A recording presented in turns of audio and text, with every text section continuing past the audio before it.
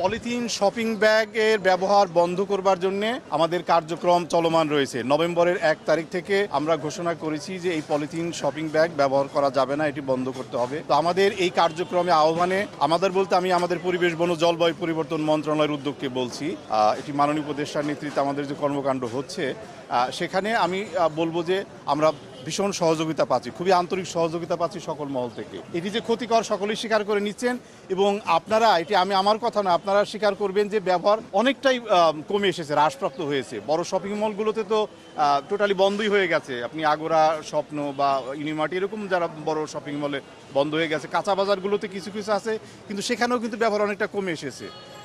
আজকে আমরা মোহাম্মদপুর কৃষি মার্কেট থেকে শুরু করেছিলাম, প্রায় 4-5টা মার্কেট আমরা ভিজিট করেছি।